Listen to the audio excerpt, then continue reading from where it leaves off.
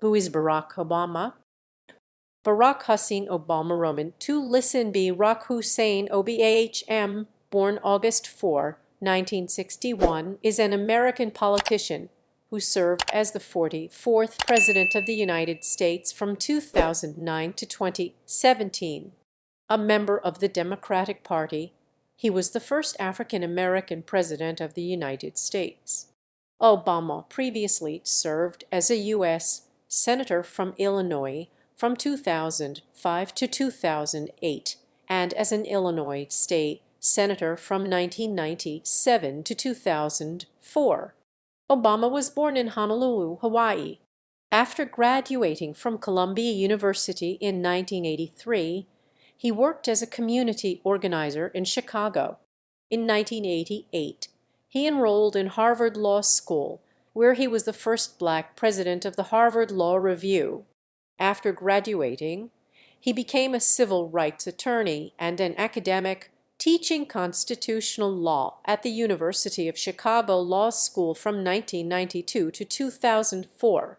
Turning to elective politics, he represented the 13th District in the Illinois Senate from 1997 until 2004, when he ran for the U.S. Senate.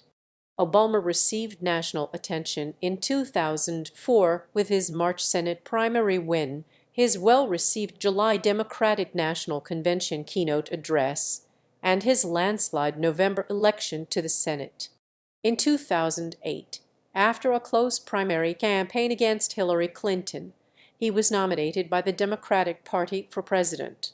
Obama was elected over Republican nominee John McCain in the general election and was inaugurated alongside his running mate Joe Biden on January 20, 2009.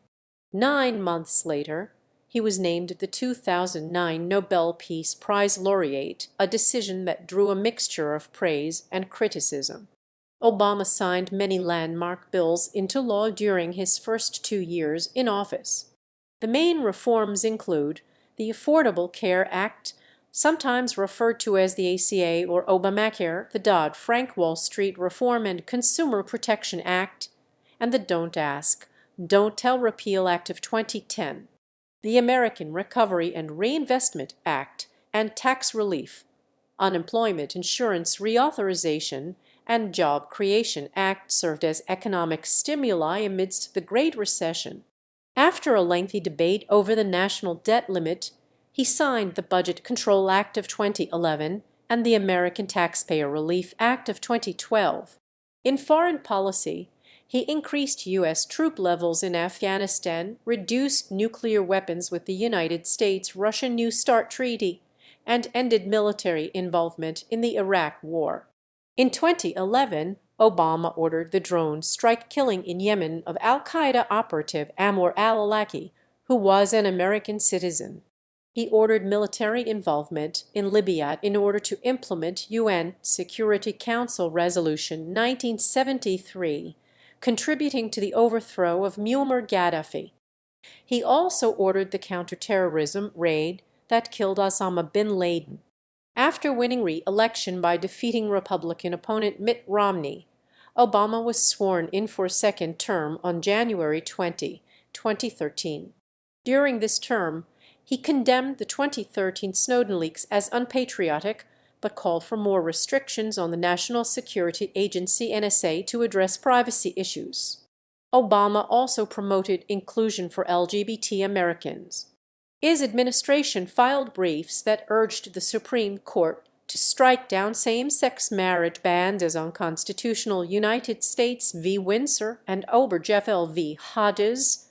Same-sex marriage was legalized nationwide in 2015 after the court ruled so in Obergefell.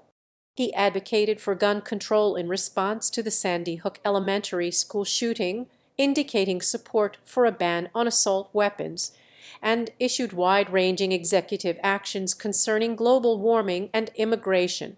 In foreign policy, he ordered military interventions in Iraq and Syria in response to gains made by ISIL after the 2011 withdrawal from Iraq, promoted discussions that led to the 2015 Paris Agreement on global climate change, drew down U.S. troops in Afghanistan in 2016, initiated sanctions against Russia following its annexation of Crimea, and again after interference in the 2016 U.S. elections, brokered the Joint Comprehensive Plan of Action nuclear deal with Iran and normalized U.S. relations with Cuba. Obama nominated 3 justices to the Supreme Court. Sonia Sotomayor and Elena Kagan were confirmed as justices, while Merrick Garland was denied hearings or a vote from the Republican majority Senate. Obama left office on January 20, 2017, and continues to reside in Washington, D.C. During Obama's terms as president, the United States' reputation abroad, as well as the American economy, significantly improved. Rankings by scholars and historians place him among the upper to mid-tier of American presidents. Since leaving office, Obama has remained active in Democratic politics, including campaigning for candidates in the 2018 midterm elections, appearing at the 2020 Democratic National Convention, and campaigning for Biden during the 2020 presidential election. Outside of politics, Obama has published 3 best-selling books: Dreams from My Father 1995, The Audacity of Hope 2006, and A Promised Land 2020. Early life and career. Obama was born on August 4, 1961, at Kapiolani Medical Center for Women and Children in Honolulu, Hawaii. He is the only president born outside the contiguous 48 states. He was born to an American mother and a Kenyan father. His mother, Ann Dunham (1940–1995), was born in Wichita, Kansas, and was mostly of English descent, though in 2007 it was discovered her great-great-grandfather Falmouth Kearney emigrated from the village of Moneygall, Ireland, to the U.S. in 1850. In July 2012, Ancestry.com found a strong likelihood that Dunham was descended from John Punch, an enslaved African man who lived in the colony of Virginia during the 17th century. Obama's father, Barack Obama Sr. (1934–1982), was a married Luo-Kenyan from Nyang'oma, Kajilo. Obama's parents met in 1960 in a Russian-language class at the University of Hawaii at Manoa, where his father was a foreign student on a scholarship. The couple married in Wailuku, Hawaii, on February 2, 1961, 6 months before Obama was born. In late August 1961, a few weeks after he was born, Barack and his mother moved to the University of Washington in Seattle, where they lived for a year. During that time, Barack's father completed his undergraduate degree in economics in Hawaii, graduating in June 1962. He left to attend graduate school on a scholarship at Harvard University, where he earned an M.A. in economics. Obama's parents divorced in March 1964. Obama Sr. returned to Kenya in 1964, where he married for a 3rd time and worked for the Kenyan government as the senior economic analyst in the Ministry of Finance. He visited his son in Hawaii only once, at Christmas 1971, before he was killed in an automobile accident in 1982, when Obama was 21 years old. Recalling his early childhood, Obama said that my father looked nothing like the people around me, that he was black as pitch, my mother white as milk, barely registered in my mind. He described his struggles as a young adult to reconcile social perceptions of his multiracial heritage. In 1963, Dunham met Lolo Soetoro at the University of Hawaii. He was an Indonesian East-West Center graduate student in geography. The couple married on Molokai on March 15, 1965. After 2 one-year extensions of his J-1 visa, Lolo returned to Indonesia in 1966. His wife and stepson followed 16 months later in 1967. The family initially lived in the Menteng Dalam neighborhood in the Tebet district of South Jakarta. From 1970, They lived in a wealthier neighborhood in the Menteng district of central Jakarta. Education. At the age of 6, Obama and his mother had moved to Indonesia to join his stepfather. From age 6 to 10, he attended local Indonesian language schools, Sekolah Dasar Catholic Santo Franciscus Assisi St. Francis of Assisi Catholic Elementary School for 2 years, and Sekolah Dasar Negeri Menteng 1 State Elementary School Menteng 1 for 1.5 years, supplemented by English language Calvert School homeschooling by his mother. As a result of his 4 years in Jakarta, he was able to speak Indonesian fluently as a child. During his time in Indonesia, Obama's stepfather taught him to be resilient and gave him a pretty hard-headed assessment of how the world works. In 1971, Obama returned to Honolulu to live with his maternal grandparents, Madeline and Stanley Donham. He attended Panihuscula Private College Preparatory School with the aid of a scholarship from 5th grade until he graduated from high school in 1979. In his youth, Obama went by the nickname Barry. Obama lived with his mother and half-sister, Maya Sotoro, in Hawaii for 3 years from 1972 to 1975, while his mother was a graduate student in anthropology at the University of Hawaii. Obama chose to stay in Hawaii when his mother and half-sister returned to Indonesia in 1975, so his mother could begin anthropology field work. His mother spent most of the next 2 decades in Indonesia, divorcing Lolo in 1980 and earning a Ph.D. degree in 1992, before dying in 1995 in Hawaii, following unsuccessful treatment for ovarian and uterine cancer. Of his years in Honolulu, Obama wrote, "The opportunity that Hawaii offered to experience a variety of cultures in a climate of mutual respect became an integral part of my world view and a basis for the values that I hold most dear." Obama has also written and talked about using alcohol, marijuana, and cocaine during his teenage years to push questions of who I was out of my mind. Obama was also a member of the Chum Gang, a self-named group of friends who spent time together and occasionally smoked marijuana. College and research jobs. After graduating from high school in 1979, Obama moved to Los Angeles to attend Occidental College on a full scholarship. In February 1981, Obama made his first public speech calling for Occidental to participate in the disinvestment from South Africa in response to that nation's policy of apartheid. In mid-Minus 1981, Obama traveled to Indonesia to visit his mother and half-sister Maya and visited the families of college friends in Pakistan for 3 weeks.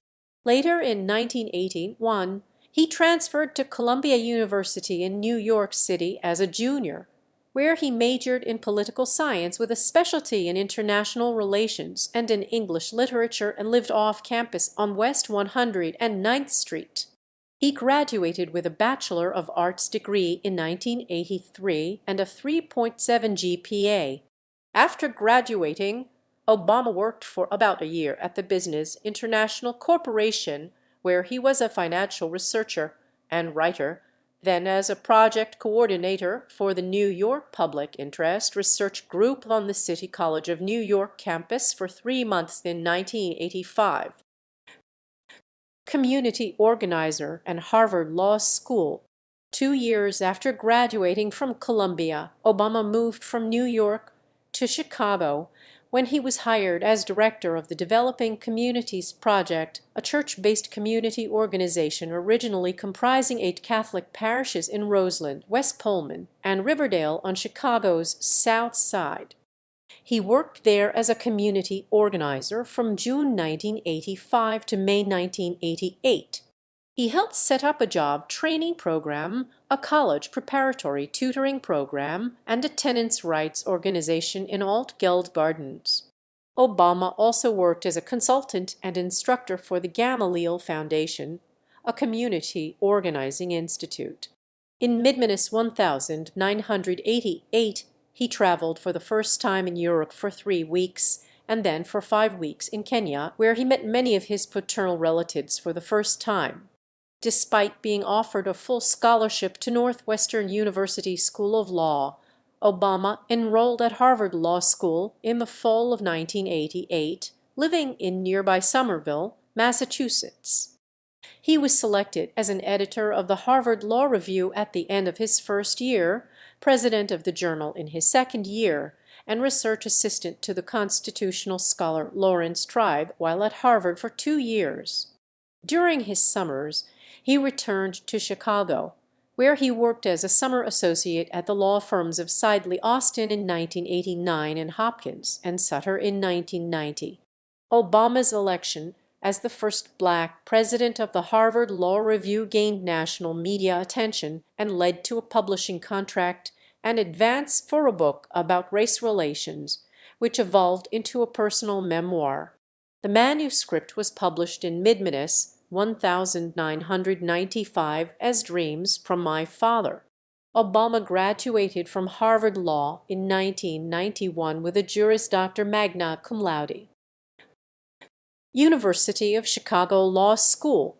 In 1991, Obama accepted a 2-year position as visiting law and government fellow at the University of Chicago Law School to work on his first book. He then taught constitutional law at the University of Chicago Law School for 12 years, first as a lecturer from 1992 to 1996, and then as a senior lecturer from 1996 to 2004. From April to October 1992, Obama directed Illinois' Project Vote, a voter registration campaign with 10 staffers and 700 volunteer registrars. It achieved its goal of registering 150,000 to 400,000 unregistered African Americans in the state, leading Crain's Chicago business to name Obama to its 1993 list of 40 under 40 powers to be. Family and personal life. In a 2006 interview, Obama highlighted the diversity of his extended family. "It's like a little mini United Nations," he said. "I've got relatives who look like Bernie Mac, and I've got relatives who look like Margaret Thatcher." Obama has a half-sister with whom he was raised, Maya Sotoro Ng, and 7 other half-siblings from his Kenyan father's family, 6 of them living. Obama's mother was survived by her Kansas-born mother, Madeline Dunham, until her death on November 2, 2008, 2 days before his election to the presidency. Obama also has roots in Ireland. He met with his Irish cousins in Monegal in May 2011. In Dreams from My Father, Obama ties his mother's family history to possible Native American ancestors and distant relatives of Jefferson Davis, President of the Confederate States of America during the American Civil War. He also shares distant ancestors in common with George W. Bush and Dick Cheney, among others. Obama lived with anthropologist Sheila Miyoshi Yager while he was a community organizer in Chicago in the 1980s. He proposed to her twice, but both Yager and her parents turned him down. The relationship was not made public until May 2017, several months after his presidency had ended. In June 1989, Obama met Michelle Robinson when he was employed as a summer associate at the Chicago law firm of Sidley Austin. Robinson was assigned for 3 months as Obama's advisor at the firm, and she joined him at several group social functions but declined his initial requests to date. They began dating later that summer, became engaged in 1991, and were married on October 3, 1992. After suffering a miscarriage, Michelle underwent in vitro fertilization to conceive their children. The couple's first daughter, Malia Ann, was born in 1998, followed by a second daughter, Natasha Sasha, in 2001. The Obama daughters attended the University of Chicago Laboratory Schools. When they moved to Washington, D.C. in January 2009, the girls started at the Sidwell Friends School. The Obamas had 2 Portuguese water dogs, The first, a male named Bo, was a gift from Senator Ted Kennedy. In 2013, Bo was joined by Sonny, a female. Bo died of cancer on May 8, 2021. Obama is a supporter of the Chicago White Sox, and he threw out the first pitch at the 2005 Elks when he was still a senator. In 2009, he threw out the ceremonial first pitch at the All-Star game while wearing a White Sox jacket. He is also primarily a Chicago Bears football fan in the NFL, but in his childhood and adolescence was a fan of the Pittsburgh Steelers and rooted for them ahead of their victory in Super Bowl Roman 43 12 days after he took office as president. In 2011, Obama invited the 1985 Chicago Bears to the White House. The team had not visited the White House after their Super Bowl win in 1986 due to the Space Shuttle Challenger disaster. He plays basketball, a sport he participated in as a member of his high school's varsity team, and he is left-handed. In 2005, the Obama family applied the proceeds of a book deal and moved from a Hyde Park, Chicago condominium to a $1.06 million house equivalent to $2.02 million in 2021 in neighboring Kenwood, Chicago. The purchase of an adjacent lot and sale of part of it to Obama by the wife of developer, campaign donor and friend Tony Risco attracted media attention because of Risco's subsequent indictment and conviction on political corruption charges that were unrelated to Obama.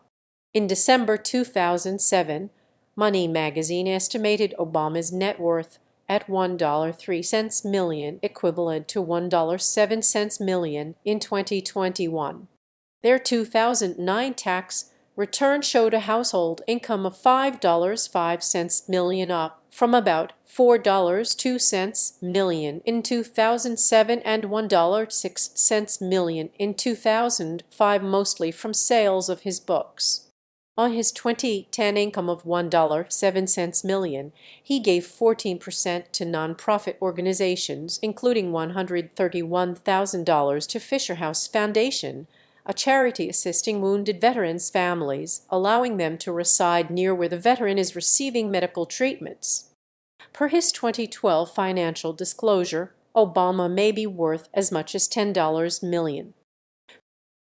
Religious views. Obama is a Protestant Christian whose religious views developed in his adult life. He wrote in The Audacity of Hope that he was not raised in a religious household.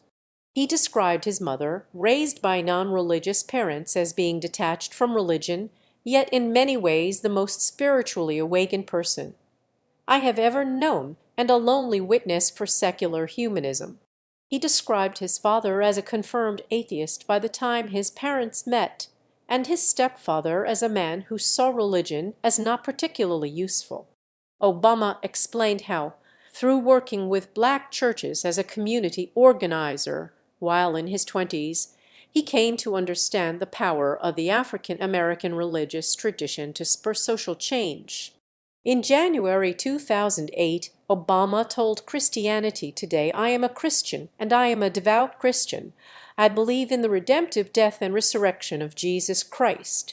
I believe that faith gives me a path to be cleansed of sin and have eternal life." On September 27, 2010, Obama released a statement commenting on his religious views, saying, "I'm a Christian by choice. My family didn't, frankly. They weren't folks who went to church every week, and my mother was one of the most spiritual people I knew, but she didn't raise me in the church. So I came to my Christian faith later in life, and it was because the precepts of Jesus Christ spoke to me in terms of the kind of life that I would want to lead, being my brothers and sisters' keeper, treating others as they would treat me."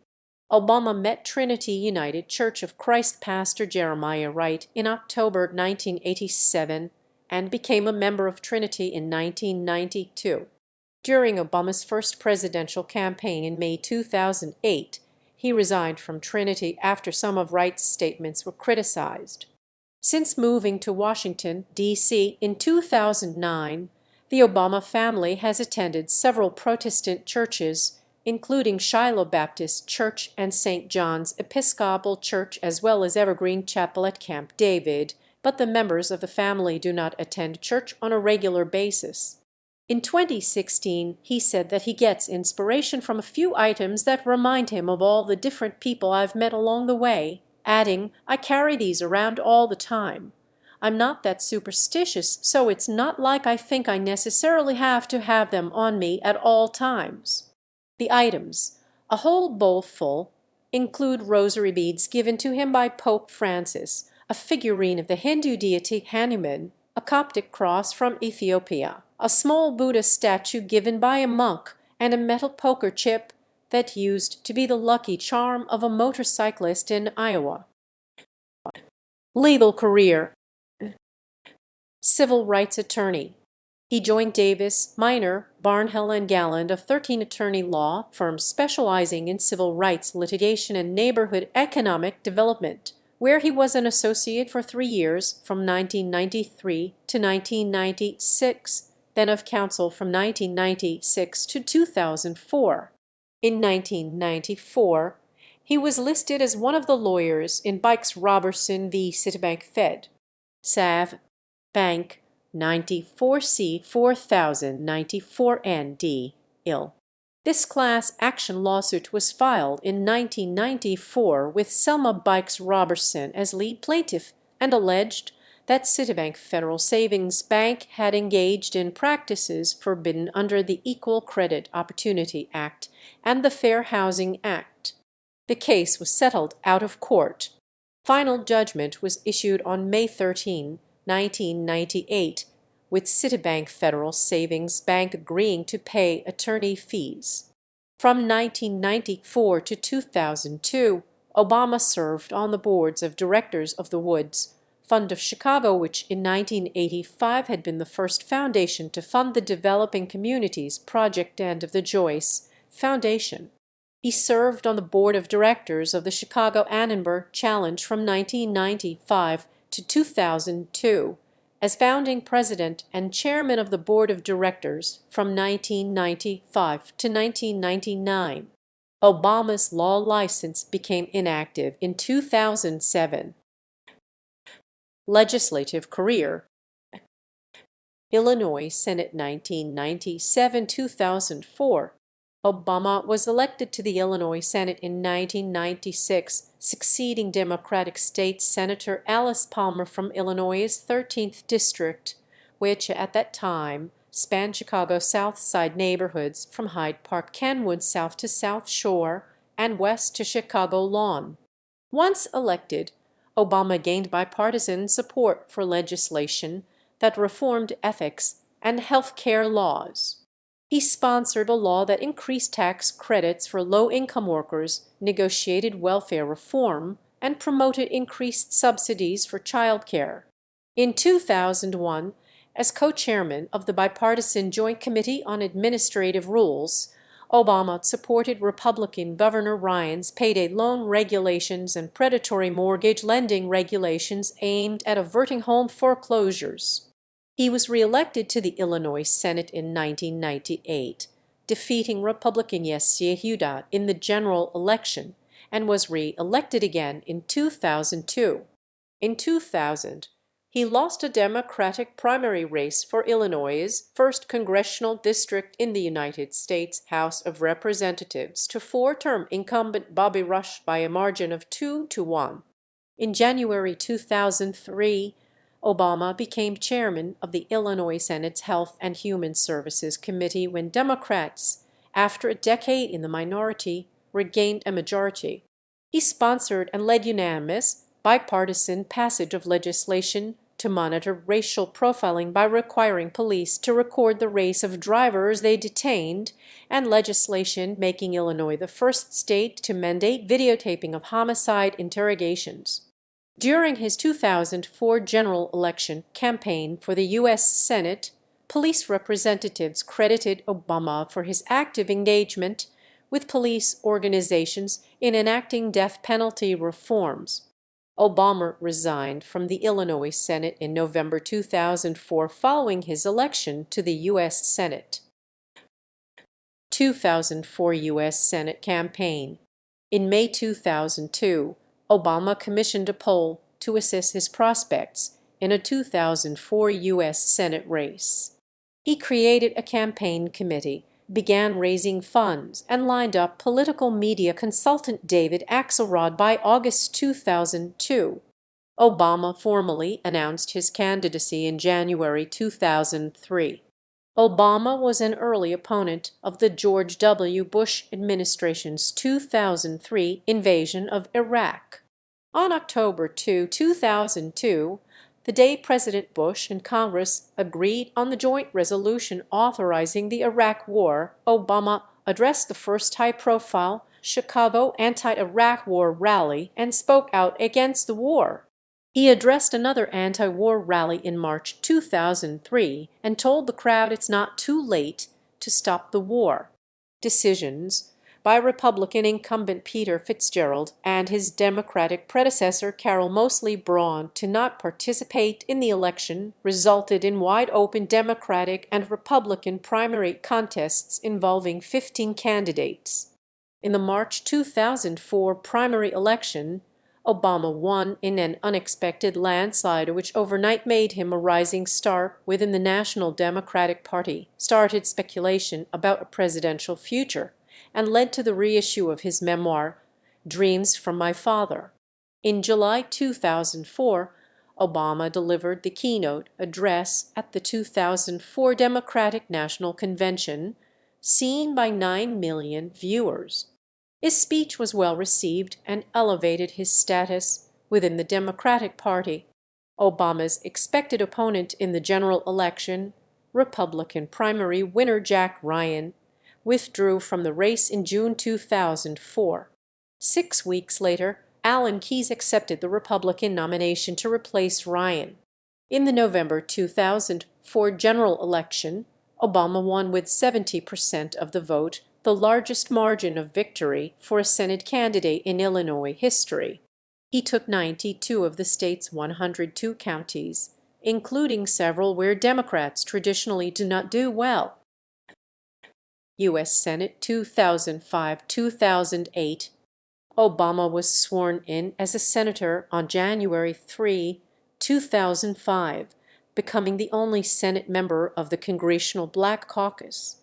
He introduced 2 initiatives that bore his name, Lugar-Obama, which expanded the non-Lugar cooperative threat reduction concept to conventional weapons, and the Federal Funding Accountability and Transparency Act of 2006, which authorized the establishment of USAspending.gov, a web search engine on federal spending. On June 3, 2008, Senator Obama, along with Senators Tom Carper, Tom Coburn, and John McCain, introduced follow-up legislation strengthening transparency and accountability in Federal Spending Act of 2008. He also co-sponsored the Secure America and Orderly Immigration Act. In December 2006, President Bush signed into law the Democratic Republic of the Congo Relief, Security, and Democracy Promotion Act, marking the first federal legislation to be enacted with Obama as its primary sponsor. In January 2007, Obama and Senator Feingold introduced a corporate jet provision to the Honest Leadership and Open Government Act, which was signed into law in September 2007. Later, in 2007, Obama sponsored an amendment to the Defense Authorization Act to add safeguards for personality disorder military discharges. This amendment passed the full Senate in the spring of 2008. He sponsored the Iran Sanctions Enabling Act supporting divestment of state pension funds from Iran's oil and gas industry, which was never enacted but later incorporated in the Comprehensive Iran Sanctions, Accountability, and Divestment Act of 2010, and co-sponsored legislation to reduce risks of nuclear terrorism. Obama also sponsored a Senate amendment to the state children's health insurance program, providing 1 year of job protection for family members caring for soldiers with combat-related injuries. Obama held assignments on the Senate committees for Foreign Relations, Environment and Public Works, and Veterans Affairs through December 2006. In January 2007, he left the Environment and Public Works Committee and took additional assignments with Health, Education, Labor and Pensions, and Homeland Security and Governmental Affairs. He also became chairman of the Senate's Subcommittee on European Affairs. As a member of the Senate Foreign Relations Committee, Obama made official trips to Eastern Europe, the Middle East, Central Asia, and Africa. He met with Mahmoud Abbas before Abbas became president of the Palestinian National Authority, and gave a speech at the University of Nairobi in which he condemned corruption within the Kenyan government.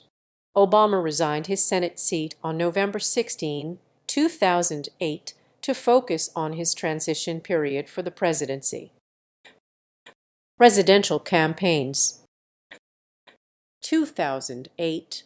On February 10, 2007, Obama announced his candidacy for President of the United States in front of the old state Capitol building in Springfield, Illinois. The choice of the announcement site was viewed as symbolic, as it was also where Abraham Lincoln delivered his House Divided speech in 1858. Obama emphasized issues of rapidly ending the Iraq War, increasing energy independence, and reforming the health care system. Numerous candidates entered the Democratic Party presidential primaries.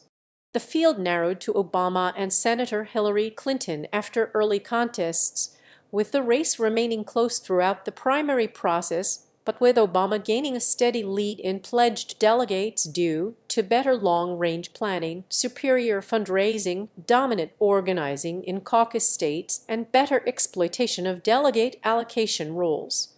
On June 2, 2008, Obama had received enough votes to clinch his election. After an initial hesitation to concede on June 7, Clinton ended her campaign and endorsed Obama. On August 23, 2008, Obama announced his selection of Delaware Senator Joe Biden as his vice presidential running mate. Obama selected Biden from a field speculated to include former Indiana Governor and Senator Evan Bayh and Virginia Governor Tim Kaine. At the Democratic National Convention in Denver, Colorado, Hillary Clinton called for her supporters to endorse Obama, and she and Bill Clinton gave convention speeches in his support. Obama delivered his acceptance speech at Invesco Field at Mile High Stadium to a crowd of about 84,000. The speech was viewed by over 3 million people worldwide. During both the primary process and the general election, Obama's campaign set numerous fundraising records, particularly in the quantity of small donations. On June 19, 2008, Obama became the first major party presidential candidate to turn down public financing in the general election since the system was created in 1976. John McCain was nominated as the Republican candidate, and he selected Sarah Palin as his running mate. Obama and McCain engaged in 3 presidential debates in September and October 2008. On November 4, Obama won the presidency with 365 electoral votes to 173 received by McCain. Obama won 52.9% of the popular vote to McCain's 45.7%. He became the first African American to be elected president. Obama delivered his victory speech before hundreds of thousands of supporters in Chicago's Grant Park. He is one of the 3 United States senators moved directly from the U.S. Senate to the White House. The others are Warren G. Harding and John F. Kennedy. 2012.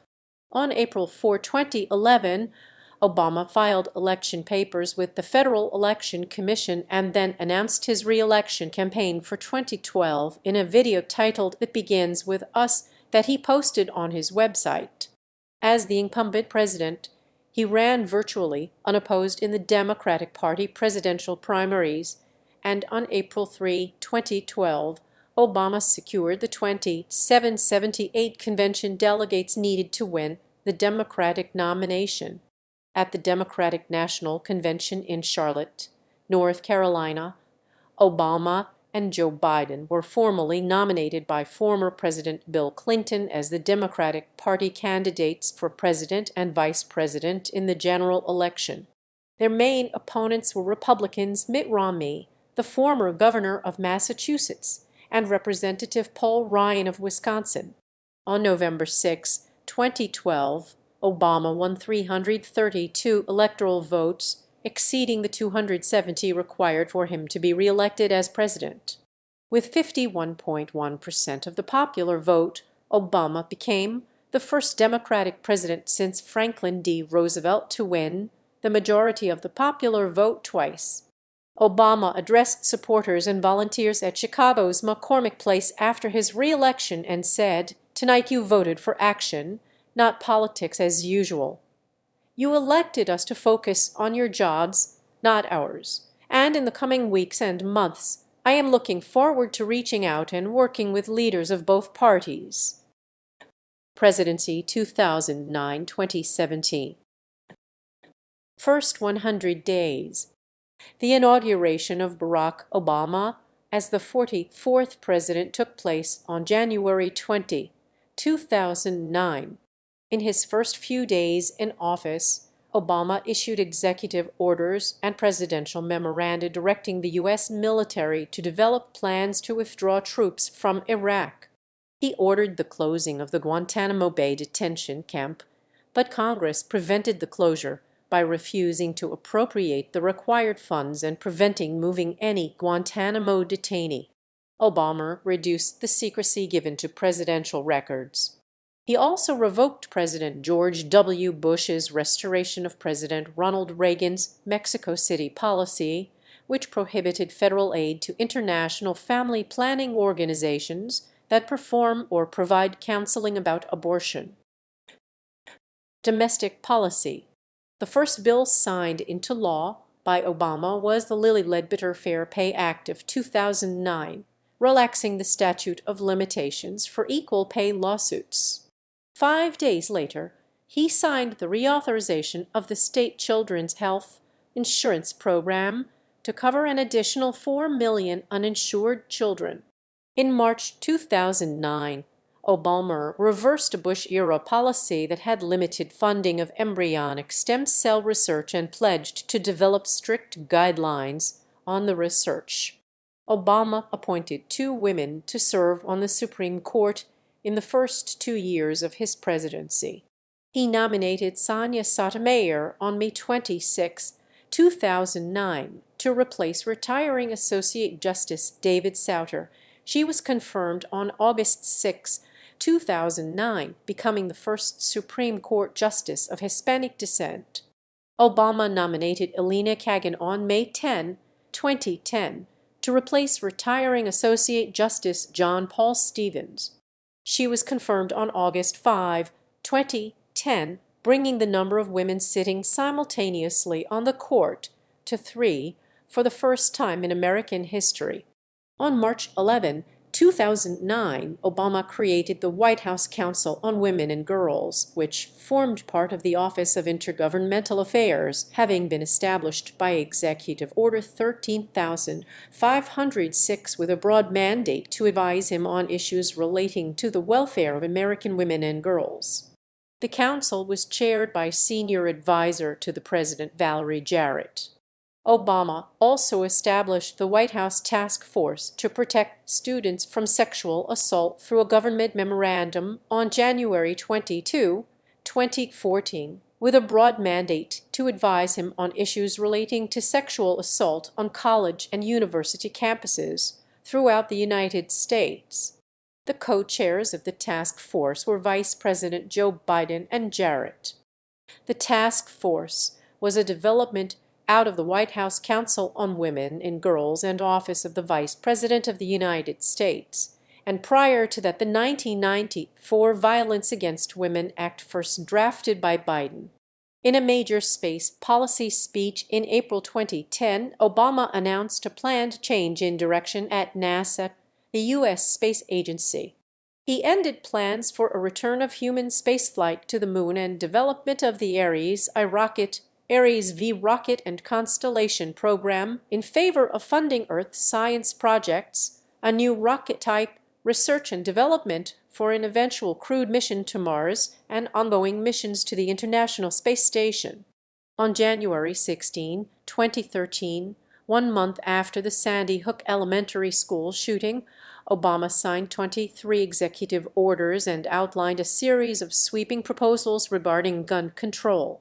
He urged Congress to reintroduce an expired ban on military-style assault weapons, such as those used in several recent mass shootings, impose limits on ammunition magazines to 10 rounds, introduce background checks on all gun sales, pass a ban on possession and sale of armor-piercing bullets, introduce harsher penalties for gun traffickers, especially unlicensed dealers who buy arms for criminals, and approving the appointment of the head of the Federal Bureau of Alcohol, Tobacco, Firearms, and Explosives for the first time since 2006. On January 5, 2016, Obama announced new executive actions extending background check requirements to more gun sellers. In a 2016 editorial in the New York Times, Obama compared the struggle for what he termed common-sense gun reform to women's suffrage and other civil rights movements in American history. On January 5, 2016, Obama announced new executive actions extending background check requirements to more gun sellers. In 2011, Obama signed a 4-year renewal of the Patriot Act. Following the 2013 global surveillance disclosures by whistleblower Edward Snowden, Obama condemned the leak as unpatriotic, but called for increased restrictions on the National Security Agency (NSA) to address violations of privacy. Obama continued and expanded surveillance programs set up by George W. Bush while implementing some reforms. He supported legislation that would have limited the NSA's ability to collect phone records in bulk under a single program, and supported bringing more transparency to the Foreign Intelligence Surveillance Court (FISC). Racial issues. In his speeches as president, Obama did not make more overt references to race relations than his predecessors, but according to one study, he implemented stronger policy action on behalf of African Americans than any president since the Nixon era. Following Obama's election, many pondered the existence of a post-racial America. However, lingering racial tensions quickly became apparent, and many African Americans expressed outrage over what they saw as an intense racial animosity directed at Obama. The acquittal of George Zimmerman following the killing of Trayvon Martin sparked national outrage, leading to Obama giving a speech in which he noted that Trayvon Martin could have been made 35 years ago. The shooting of Michael Brown in Ferguson, Missouri sparked a wave of protests. These and other events led to the birth of the Black Lives Matter movement, which campaigns against violence and systemic racism toward Black people. Though Obama entered office reluctant to talk about race, by 2014 he began openly discussing the disadvantages faced by many members of minority groups. Several incidents during Obama's presidency generated disapproval from the African American community or with law enforcement, and Obama sought to build trust between law enforcement officials and civil rights activists, with mixed results. Some in law enforcement criticized Obama's condemnation of racial bias after incidents in which police action led to the death of African American men, while some racial justice activists criticized Obama's expressions of empathy for the police. In a March 2016 Gallup poll, nearly one-third of Americans said they worried a great deal about race relations, a higher figure than in any previous Gallup poll since 2001. LGBT rights and same-sex marriage. On October 8, 2009, Obama signed the Matthew Shepard and James Bide Jr. Hate Crimes Prevention Act, a measure that expanded the 1969 United States federal hate crime law to include crimes motivated by a victim's actual or perceived gender, sexual orientation, gender identity, or disability.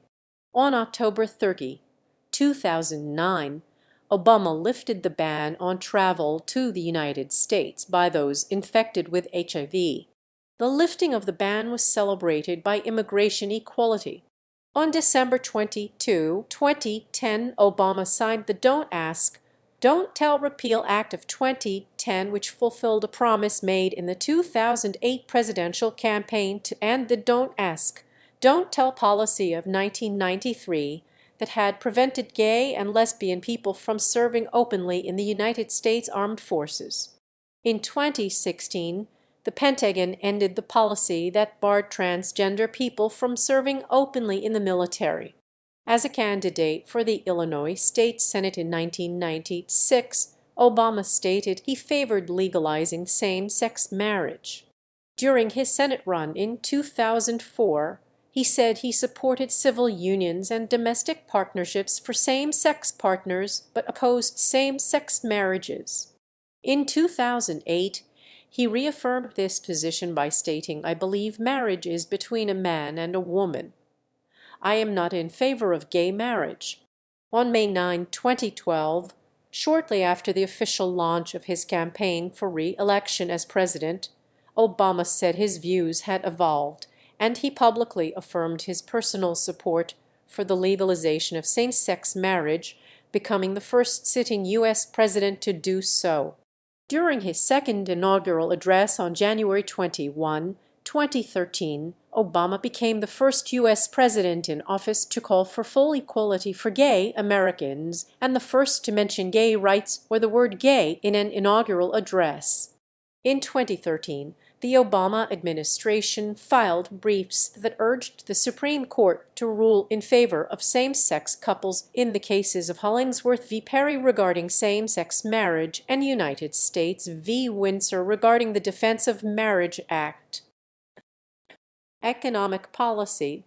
On February 17, 2009, Obama signed the American Recovery and Reinvestment Act of 2009, a $787 billion equivalent to $994 billion in 2021 economic stimulus package aimed at helping the economy recover from the deepening worldwide recession.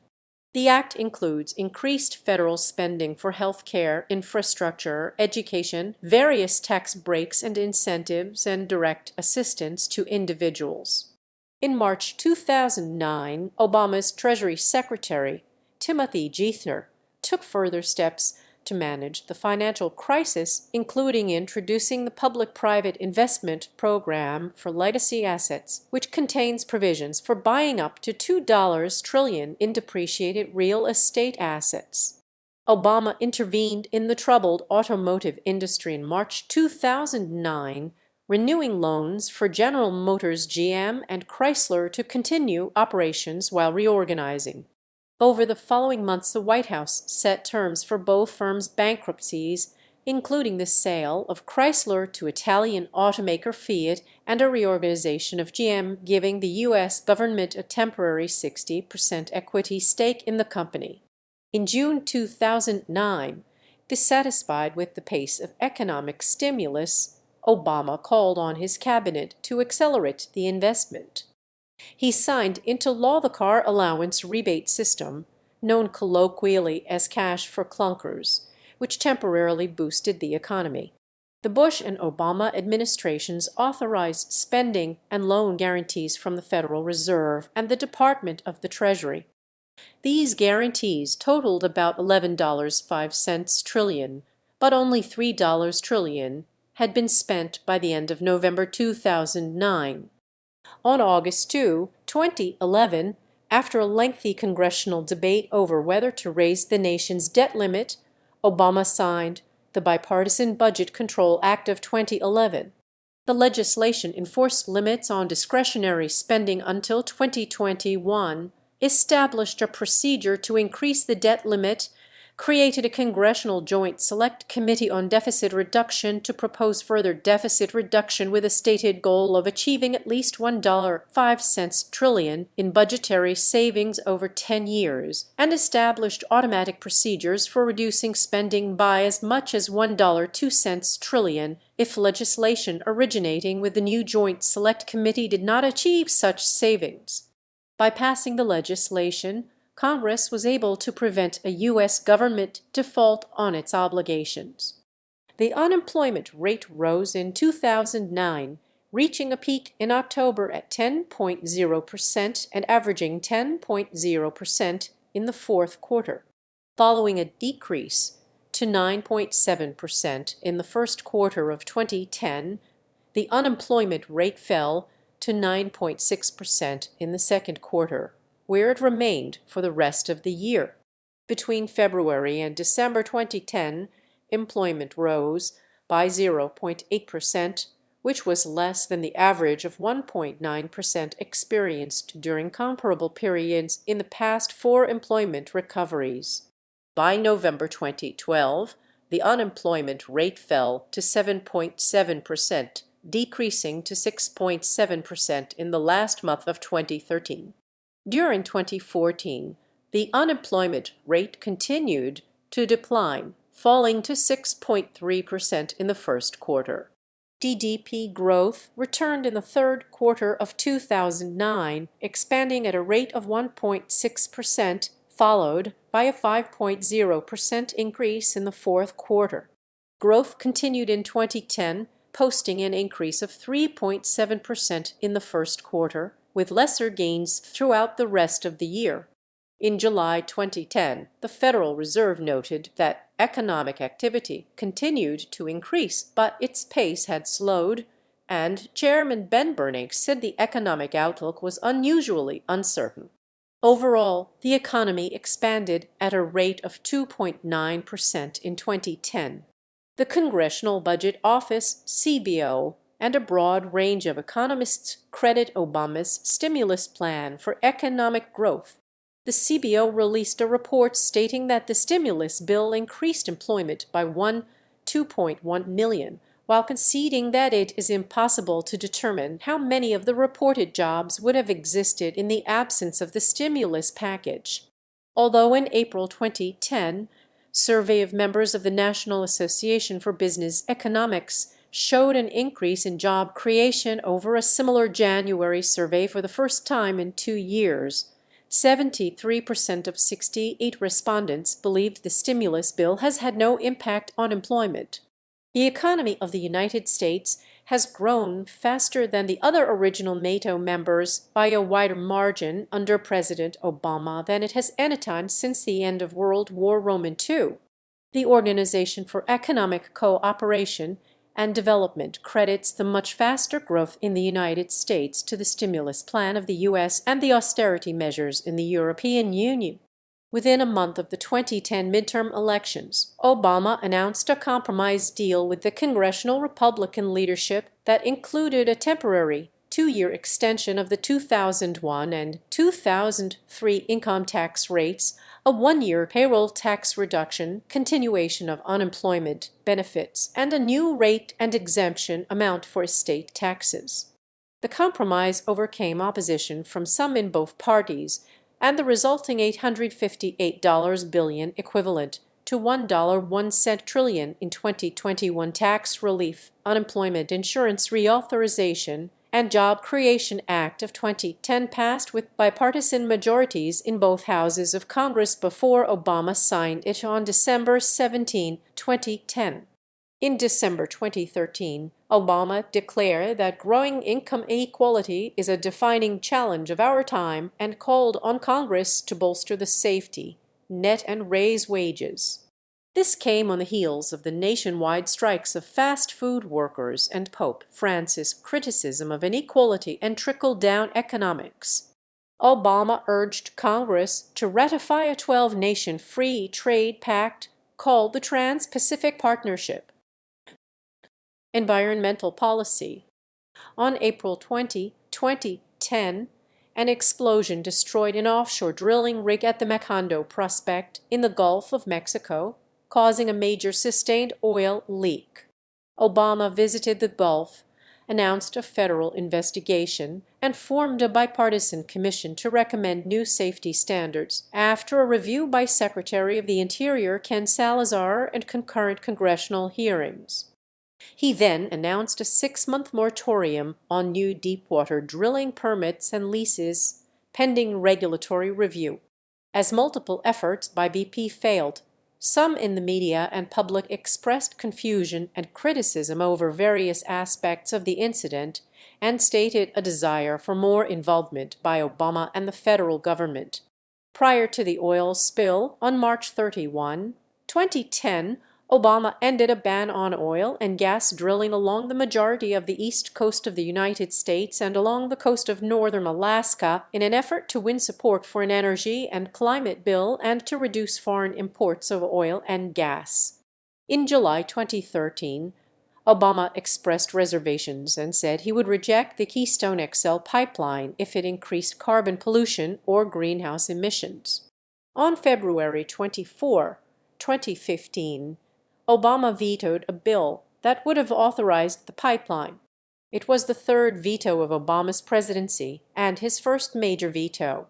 In December 2016, Obama permanently banned new offshore oil and gas drilling in most United States-owned waters in the Atlantic and Arctic Oceans using the 1953 Outer Continental Shelf Act.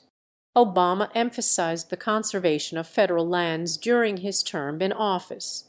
He used his power under the Antiquities Act to create 25 new national monuments during his presidency and expand 4 others, protecting a total of 553 million acres, 224 million ha federal lands and waters, more than any other U.S. president. Health care reform. Obama called for Congress to pass legislation reforming health care in the United States, a key campaign promise and a top legislative goal. He proposed an expansion of health insurance coverage to cover the uninsured CAT premium increases and allow people to retain their coverage when they leave or change jobs. His proposal was to spend $900 billion over 10 years and include a government insurance plan, also known as the public option, to compete with the corporate insurance sector as a main component to lowering costs and improving quality of health care. It would also make it illegal for insurers to drop sick people or deny them coverage for pre-existing conditions, and require every American to carry health coverage. The plan also includes medical spending cuts and taxes on insurance companies that offer expensive plans. On July 14, 2009, House Democratic leaders introduced a 1017-page plan for overhauling the U.S. health care system, which Obama wanted Congress to approve by the end of 2009. After public debate during the congressional summer recess of 2009, Obama delivered a speech to a joint session of Congress on September 9, where he addressed concerns over the proposals. In March 2009, Obama lifted a ban on using federal funds for stem cell research. On November 7, 2009, a health care bill featuring the public option was passed in the House. On December 24, 2009, the Senate passed its own bill without a public option on a party line vote of 60-39. On March 21, 2010, the Patient Protection and Affordable Care Act (ACA) passed by the Senate in December was passed in the House by a vote of 219 to 212. Obama signed the bill into law on March 23, 2010. The ACA includes health-related provisions, most of which took effect in 2014, including expanding Medicaid eligibility for people making up to 133% of the federal poverty level FPL starting in 2014, subsidizing insurance premiums for people making up to 400% of the FPL, $88,000 for family of four in 2010, so their maximum out-of-pocket payment for annual premiums will be from 2% to 9.5% of income, providing incentives for businesses to provide health care benefits, prohibiting denial of coverage and denial of claims based on pre-existing conditions, establishing health insurance exchanges, prohibiting annual coverage gaps, and support for medical research. According to White House and CBO figures, the maximum share of income that enrollees would have to pay would vary depending on their income relative to the federal poverty level. The costs of these provisions are offset by taxes, fees, and cost-saving measures such as new Medicare taxes for those in high-income brackets, taxes on indoor tanning, cuts to the Medicare Advantage program in favor of traditional Medicare, and fees on medical devices and pharmaceutical companies. There is also a tax penalty for those who do not obtain health insurance unless they are exempt due to low income or other reasons. In March 2010, the CBO estimated that the net effect of both laws will be a reduction in the federal deficit by $143 billion over the first decade. The law faced several legal challenges, primarily based on the argument that an individual mandate requiring Americans to buy health insurance was unconstitutional. On June 28, 2012, the Supreme Court ruled by a 5-4 vote in National Federation of Independent Business v. Sebelius that the mandate was constitutional under the U.S. Congress's taxing authority. In Burwell v. Hobby Lobby, the court ruled that closely held for-profit corporations could be exempt on religious grounds under the Religious Freedom Restoration Act from regulations adopted under the ACA that would have required them to pay for insurance that covered certain contraceptives.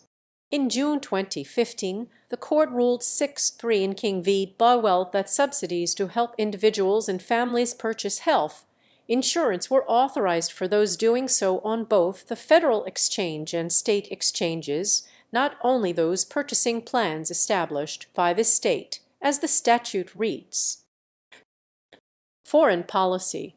In February and March 2009, Vice President Joe Biden and Secretary of State Hillary Clinton made separate overseas trips to announce a new era in U.S. foreign relations with Russia and Europe, using the terms break and reset to signal major changes from the policies of the preceding administration. Obama attempted to reach out to Arab leaders by granting his first interview to an Arab satellite TV network, Al Arabiya. On March 19, Obama continued his outreach to the Muslim world, releasing a New Year's video message to the people and government of Iran. On June 4, 2009, Obama delivered a speech at Cairo University in Egypt calling for a new beginning in relations between the Islamic world and the United States and promoting Middle East peace. On June 26, 2009, Obama condemned the Iranian government's actions towards protesters following Iran's 2009 presidential election. In 2011, Obama ordered a drone strike in Yemen which targeted and killed Anwar al-Awlaki. Awlaki was an American imam suspected of being an al-Qaeda organizer and supporter. Awlaki became the first U.S. citizen to be targeted and killed by a U.S. drone strike without the rights of due process being afforded. The killing led to significant controversy. His teenage son and young daughter, also Americans, were later killed in separate U.S. military actions, although they were not targeted specifically. In March 2015, Obama declared that he had authorized U.S. forces to provide logistical and intelligence support to the Saudis in their military intervention in Yemen, establishing a joint planning cell with Saudi Arabia. In 2016, the Obama administration proposed a series of arms deals with Saudi Arabia worth $115 billion. Obama halted the sale of guided munition technology to Saudi Arabia after Saudi warplanes targeted a funeral in Yemen's capital Sana'a, killing more than 140 people. War in Iraq. On February 27, 2009, Obama announced that combat operations in Iraq would end within 18 months. The Obama administration scheduled the withdrawal of combat troops to be completed by August 2010, decreasing troops levels from 142,000 while leaving a transitional force of about 50,000 in Iraq until the end of 2011. On August 19, 2010, the last U.S. combat brigade exited Iraq. Remaining troops transitioned from combat operations to counterterrorism and the training, equipping, and advising of Iraqi security forces. On August 31, 2010, Obama announced that the United States combat mission in Iraq was over. On October 21, 2011, President Obama announced that all U.S. troops would leave Iraq in time to be home for the holidays. In June 2014, following the capture of Mosul by ISIL, Obama sent 275 troops to provide support and security for U.S. personnel and the U.S. Embassy in Baghdad. ISIS continued to gain ground and to commit widespread massacres and ethnic cleansing. In August 2014, during the Sinjar massacre, Obama ordered a campaign of U.S. airstrikes against ISIL. By the end of 2014, 3,100 American ground troops were committed to the conflict and 16,000 sorties were flown over the battlefield, primarily by U.S. Air Force and Navy pilots. In early 2015, with the addition of the Panther Brigade of the 82nd Airborne Division, the number of U.S. ground troops in Iraq increased to 4,400, and by July, American-led coalition air forces counted 44,000 sorties over the battlefield. Afghanistan and Pakistan. In his election campaign, Obama called the war in Iraq a dangerous distraction and that emphasis should instead be put on the war in Afghanistan, the region he cites as being most likely where an attack against the United States could be launched again. Early in his presidency, Obama moved to bolster U.S. troop strength in Afghanistan. He announced an increase in U.S. troop levels to 17,000 military personnel in February 2009 to stabilize a deteriorating situation in Afghanistan, an area he said had not received the strategic attention, direction, and resources it urgently requires. He replaced the military commander in Afghanistan, General David D. McKiernan, with former Special Forces Commander Lieutenant General Stanley M. McChrystal in May 2009, indicating that McChrystal's Special Forces experience would facilitate the use of counterinsurgency tactics in the war. On December 1, 2009, Obama announced the deployment of an additional 30,000 military personnel to Afghanistan and proposed to begin troop withdrawals 18 months from that date. This took place in July 2011. David Petraeus replaced McChrystal in June 2010 after McChrystal's staff criticized White House personnel in a magazine article. In February 2013, Obama said the U.S. military would reduce the troop level in Afghanistan from 68,000 to 34,000 U.S. troops by February 2014. In October 2015, the White House announced a plan to keep U.S. forces in Afghanistan indefinitely in light of the deteriorating security situation. Regarding neighboring Pakistan, Obama called its tribal border region the greatest threat to the security of Afghanistan and Americans, saying that he cannot tolerate a terrorist sanctuary. In the same speech, Obama claimed that the U.S. cannot succeed in Afghanistan or secure our homeland unless we change our Pakistan policy. Death of Osama bin Laden. Starting with information received from Central Intelligence Agency operatives in July 2010, the CIA developed intelligence over the next several months that determined what they believed to be the hideout of Osama bin Laden. He was living in seclusion in a large compound in Abbottabad, Pakistan, a suburban area 35 miles 56 km from Islamabad. CIA head Leon Panetta reported this intelligence to President Obama in March 2011.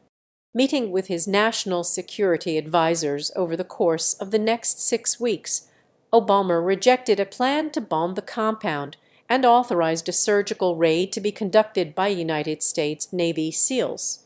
The operation took place on May 1, 2011, and resulted in the shooting death of bin Laden and the seizure of papers, computer drives and disks from the compound. DNA testing was one of 5 methods used to positively identify bin Laden's corpse, which was buried at sea several hours later.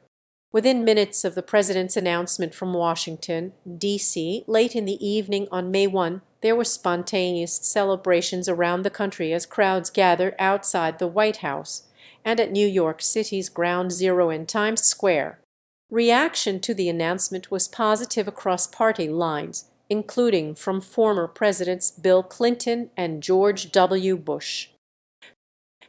Relations with Cuba. Since the spring of 2013, secret meetings were conducted between the United States and Cuba in the neutral locations of Canada and Vatican City. The Vatican first became involved in 2013 when Pope Francis advised the U.S. and Cuba to exchange prisoners as a gesture of goodwill. On December 10, 2013, Cuban President Raúl Castro, in a significant public moment, greeted and shook hands with Obama at the Nelson Mandela Memorial Service in Johannesburg. In December 2014, after the secret meetings, it was announced that Obama, with Pope Francis as an intermediary, had negotiated a restoration of relations with Cuba after nearly 60 years of detente. Popularly dubbed the Cuban Thaw, the new republic deemed the Cuban Thaw to be Obama's finest foreign policy achievement. On July 1, 2015, President Obama announced that formal diplomatic relations between Cuba and the United States would resume and embassies would be opened in Washington and Havana. The countries' respective interests sections in one another's capitals were upgraded to embassies on July 20 and August 13, 2015, respectively. Obama visited Havana, Cuba for 2 days in March 2016, becoming the first sitting U.S. president to arrive since Calvin Coolidge in 1928. Israel. During the initial years of the Obama administration, the U.S. increased military cooperation with Israel, including increased military aid, re-establishment of the U.S.-Israeli Joint Political Military Group and the Defense Policy Advisory Group, and an increase in visits among high-level military officials of both countries. The Obama administration asked Congress to allocate money toward funding the Iron Dome program in response to the waves of Palestinian rocket attacks on Israel. In March 2010, Obama took a public stance against plans by the government of Israeli Prime Minister Benjamin Netanyahu to continue building Jewish housing projects in predominantly Arab neighborhoods of East Jerusalem. In 2011, the United States vetoed a Security Council resolution condemning Israeli settlements, with the United States being the only nation to do so. Obama supports the two-state solution to the Arab-Israeli conflict based on the 1967 borders with land swaps. In 2013, Jeffrey Goldberg reported that, in Obama's view, with each new settlement announcement, Netanyahu is moving his country down a path toward near-total isolation. In 2014, Obama likened the Zionist movement to the civil rights movement in the United States.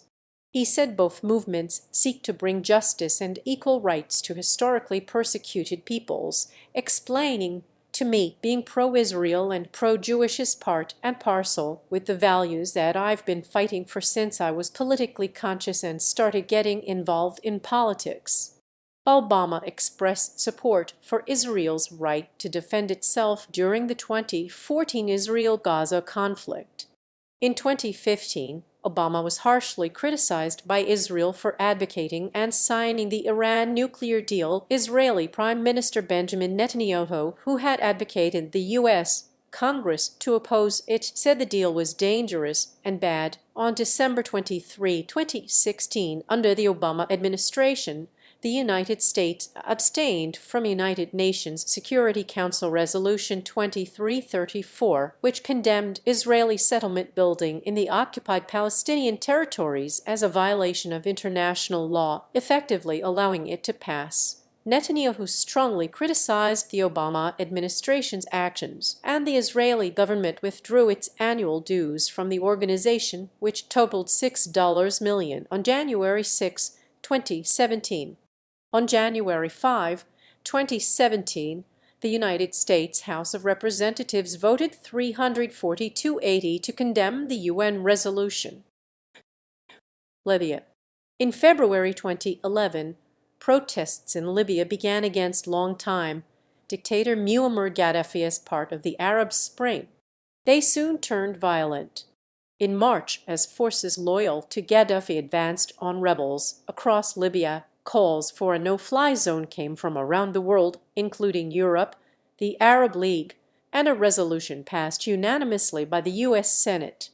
In response to the unanimous passage of United Nations Security Council Resolution 1973 on March 17, Gaddafi, who had previously vowed to show no mercy to the rebels of Benghazi, announced an immediate cessation of military activities.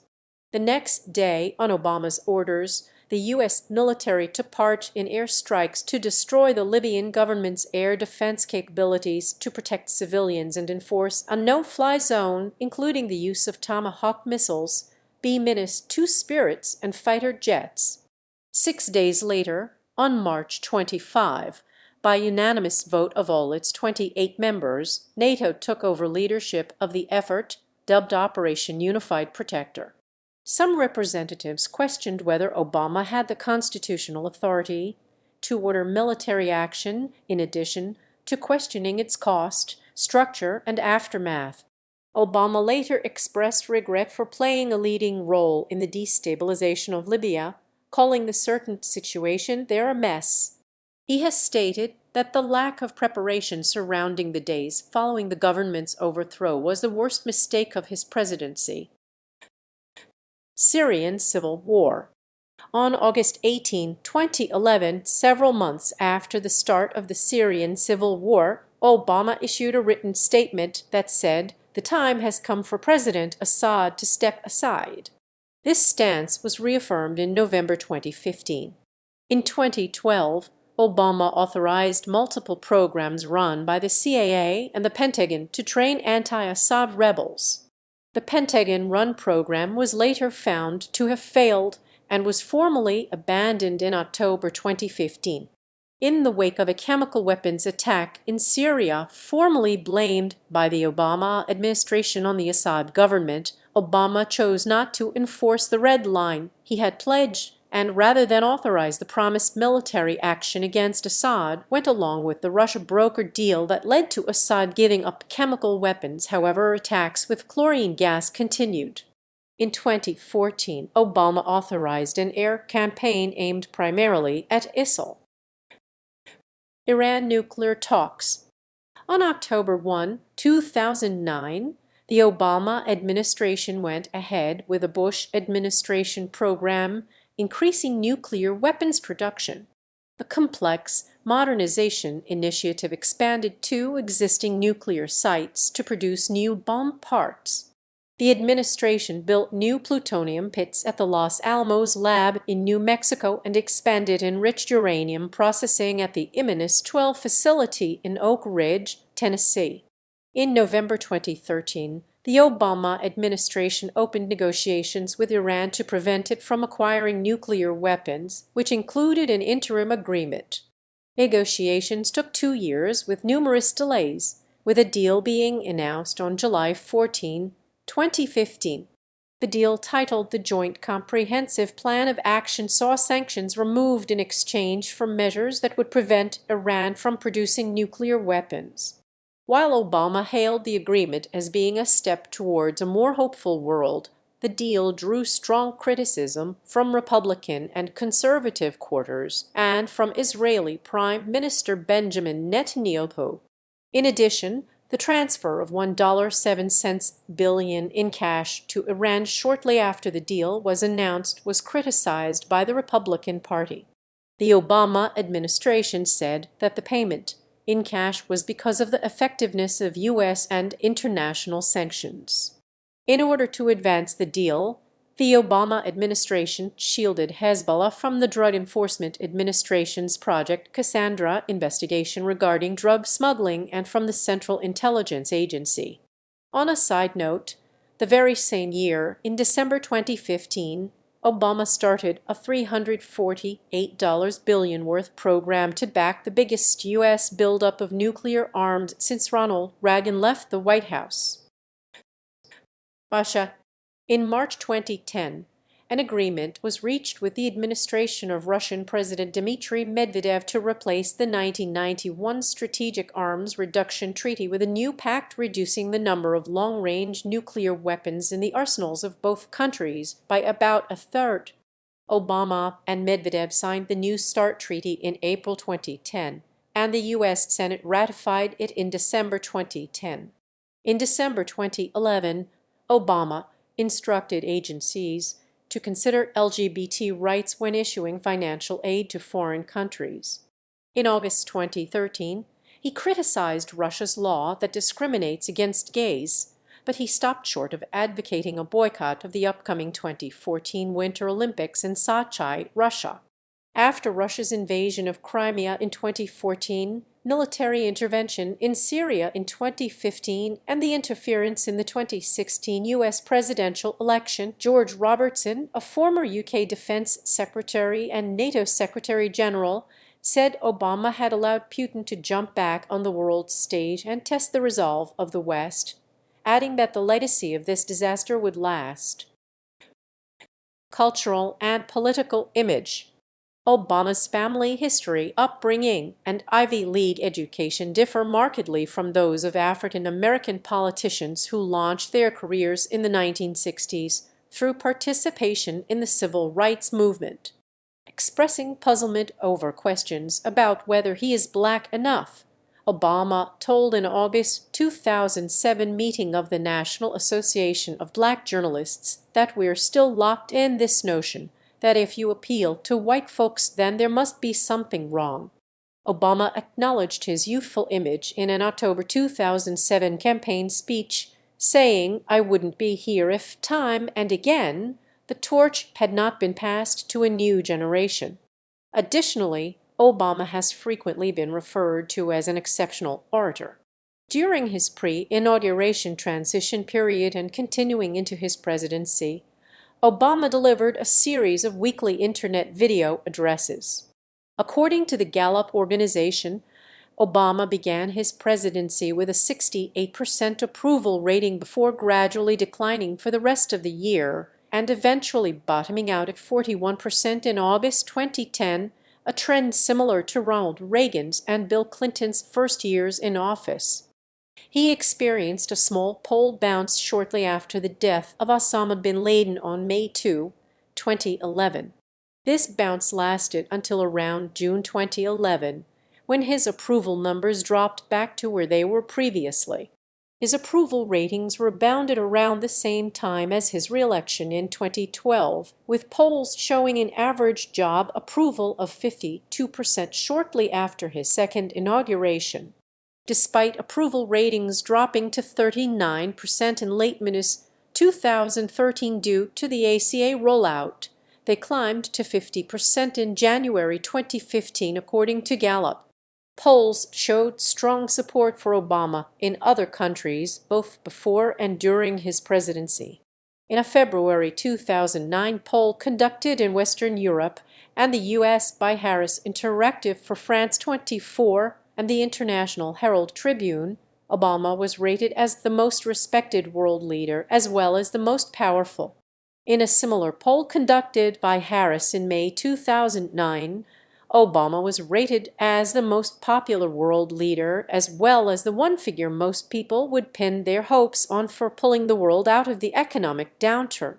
On October 9, 2009, the Norwegian Nobel Committee announced that Obama had won the 2009 Nobel Peace Prize for his extraordinary efforts to strengthen international diplomacy and cooperation between peoples, which drew a mixture of praise and criticism from world leaders and media figures.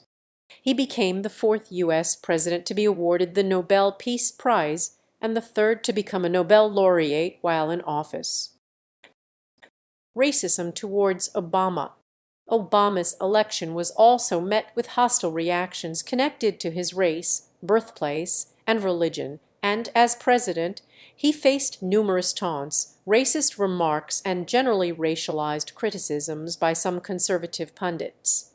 Some also falsely claimed that Obama practiced Islam at a time when anti-Muslim sentiments were prevalent in the United States, with a 2015 CNN poll finding that 29% of Americans believed Obama to be a Muslim. Starting in 2011, Donald Trump, who would later directly succeed Obama as president, would regularly promote conspiracy theories that Obama had been born in Kenya and therefore was not an American citizen. Trump winning the presidency right after Obama was described by some commentators as the culmination of decades of white backlash against Black Americans achieving social mobility in the face of racist policies against them.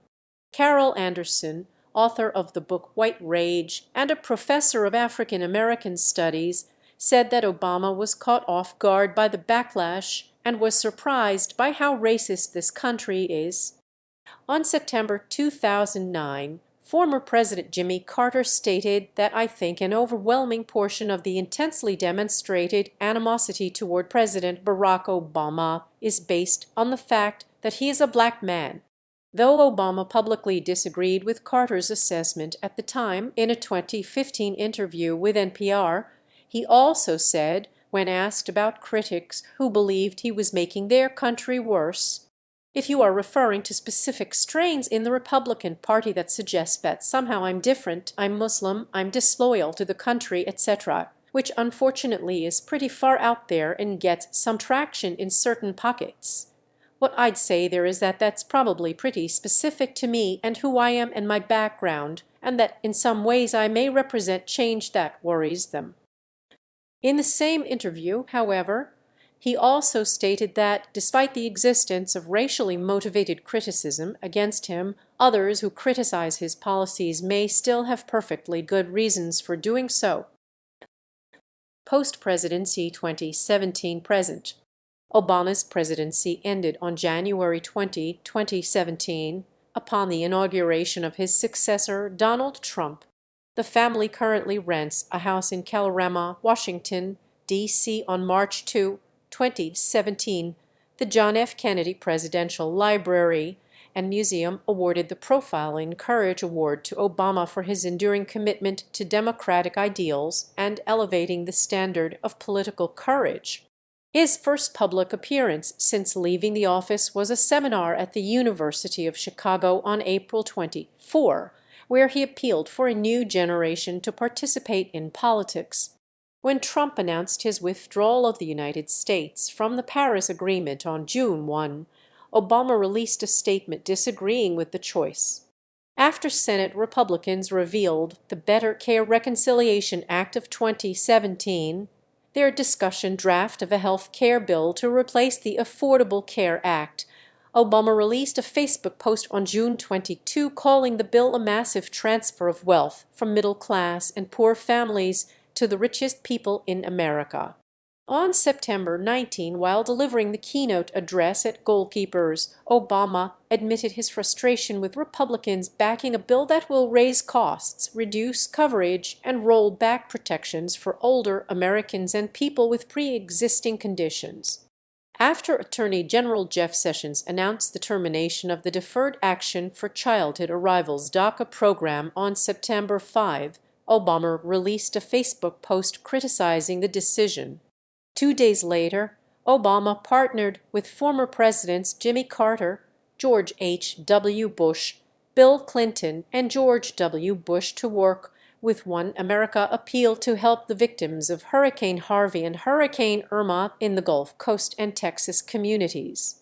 Obama hosted the inaugural summit of the Obama Foundation in Chicago from October 31 to November 1, 2017. He intends for the foundation to be the central focus of his post-presidency and part of his ambitions for his subsequent activities following his presidency to be more consequential than his time in office. In May 2018, Obama criticized President Trump's decision to withdraw from the nuclear deal with Iran under the Joint Comprehensive Plan of Action, saying the deal was working and it was in U.S. interests. Barack and Michelle Obama signed a deal on May 22, 2018 to produce docu-series, documentaries, and features for Netflix under the Obama's newly formed production company, Higher Ground Productions. Higher Ground's first film, American Factory, won the Academy Award for Best Documentary Feature in 2020. He received a 63% approval rating in Gallup's 2018 job approval poll for the past 10 U.S. presidents. A pipe bomb addressed to Obama was intercepted by the Secret Service on October 24, 2018. It was one of several pipe bombs that had been mailed out to Democratic lawmakers and officials. In 2019, Barack and Michelle Obama bought a home on Martha's Vineyard from Wyck Grousbeck. On October 29, 2019, Obama criticized wokeness and call-out culture at the Obama Foundation's annual summit. Obama was reluctant to make an endorsement in the 2020 Democratic presidential primaries because he wanted to position himself to unify the party, no matter who the nominee was. On April 14, 2020, Obama endorsed his former Vice President Joe Biden, the presumptive Democratic nominee for president in the 2020 election, stating that he has all the qualities we need in a president right now. In May 2020, Obama criticized President Trump for his handling of the COVID-19 pandemic, calling his response to the crisis an absolute chaotic disaster and stating that the consequences of the Trump presidency have been our worst impulses unleashed, our proud reputation around the world badly diminished, and our democratic institutions threatened like never before. Trump retaliated by accusing Obama of having committed the biggest political crime in American history, although he refused to say what he was talking about, telling reporters, "You know what the crime is. The crime is very obvious to everybody." Obama wrote a presidential memoir in a $65 million deal with Penguin Random House. The book, A Promised Land, was released on November 17, 2020. In February 2021, Obama and musician Bruce Springsteen started a podcast called Renegades, Born in the USA, where the two talk about their backgrounds, music, and their enduring love of America. In late 2021, Regina Hicks had signed a deal with Netflix in a venture with his and Michelle's Higher Ground to develop comedy projects. On March 4, 2022, Obama won an Audio Publishers Association (APA) award in the Best Narration by the Author category for the narration of his memoir, A Promised Land. On April 5, 2022, Obama visited the White House for the first time since leaving office in an event celebrating the 12th annual anniversary of the signing of the Affordable Care Act. In 2022, he narrated the Netflix documentary series Our Great National Parks, which later won him a Primetime Emmy Award for Outstanding Narrator. In June of 2022, it was announced that the Obamas and their podcast production company, Higher Ground, signed a multi-year deal with Audible. The move followed Higher Ground's exit from Spotify, where the company previously had a multi-year deal to create podcasts exclusively for the platform. Legacy. Obama's most significant accomplishment is generally considered to be the Affordable Care Act (ACA), provisions of which went into effect from 2010 to 2020. Many attempts by Senate Republicans to repeal the ACA, including a skinny repeal, have thus far failed. However, in 2017, the penalty for violating the individual mandate was repealed effective 2019. Together with the Health Care and Education Reconciliation Act amendment, it represents the U.S. healthcare system's most significant regulatory overhaul and expansion of coverage since the passage of Medicare and Medicaid in 1965. Many commentators credit Obama with averting a threatened depression and pulling the economy back from the Great Recession. According to the U.S. Bureau of Labor Statistics, the Obama administration created 11.3 million jobs from the month after his first inauguration to the end of his term. In 2010, Obama signed into effect the Dodd-Frank Wall Street Reform and Consumer Protection Act. Passed as a response to the financial crisis of 2007-8, it brought the most significant changes to financial regulation in the United States since the regulatory reform that followed the Great Depression under Democratic President Franklin D. Roosevelt. In 2009, Obama signed into law the National Defense Authorization Act for fiscal year 2010, which contained in it the Matthew Shepard and James Byard Jr. Hate Crimes Prevention Act, the first addition to existing federal hate crime law in the United States since Democratic President Bill Clinton signed into law the Church Arson Prevention Act of 1996. The Matthew Shepard and James Byard Jr. Hate Crimes Prevention Act expanded existing federal hate crime laws in the United States to apply to crimes motivated by a victim's actual or perceived gender, sexual orientation, gender identity, or disability, and dropped the prerequisite that the victim be engaged in a federally protected activity. As president, Obama advanced LGBT rights. In 2010, he signed the Don't Ask, Don't Tell Repeal Act, which brought an end to Don't Ask, Don't Tell policy in the U.S. Armed Forces that banned open service from LGBT people. The law went into effect the following year. In 2016, his administration brought an end to the ban on transgender people serving openly in the U.S. Armed Forces.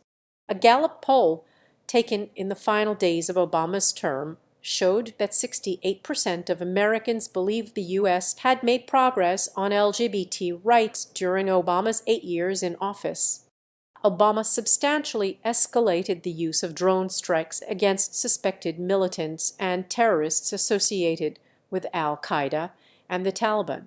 In 2016, the last year of his presidency, the U.S. dropped 26,171 bombs on 7 different countries. Obama left about 8,400 U.S. troops in Afghanistan, 5,262 in Iraq, 503 in Syria, 133 in Pakistan, 106 in Somalia, 7 in Yemen, and 2 in Libya at the end of his presidency. According to Pew Research Center and United States Bureau of Justice statistics, from December 31, 2009 to December 31, 2015, inmates sentenced in U.S. federal custody declined by 5%. This is the largest decline in sentenced inmates in U.S. federal custody since Democratic President Jimmy Carter. By contrast, the federal prison population increased significantly under Presidents Ronald Reagan, George H.W. Bush, Bill Clinton, and George W. Bush. According to Julian Zelizer, the presidency of Barack Obama, under Obama's presidency, the Democrats lost more than 1,000 seats in state legislatures, governors' mansions, and Congress during his time in office. Adding that Obama turned out to be a very effective policymaker but not a tremendously successful party builder, during Obama's presidency, a record 3.2 million people were deported from the United States. In February 2020, Biden called the deportation of hundreds of thousands of people without criminal records under the Obama administration a big mistake. Human Rights Watch HRW called Obama's human rights record mixed, adding that he has often treated human rights as a secondary interest to support When the cost was not too high, but nothing like a top priority he championed, Obama left office in January 2017 with a 60% approval rating. Obama gained 10 spots from the same survey in 2015 from the Brookings Institution that ranked him the 18th greatest American president. Presidential Library. The Barack Obama Presidential Center is Obama's planned presidential library. It will be hosted by the University of Chicago and located in Jackson Park on the south side of Chicago. Thank you for watching. Consider supporting the channel, leave a like and subscribe.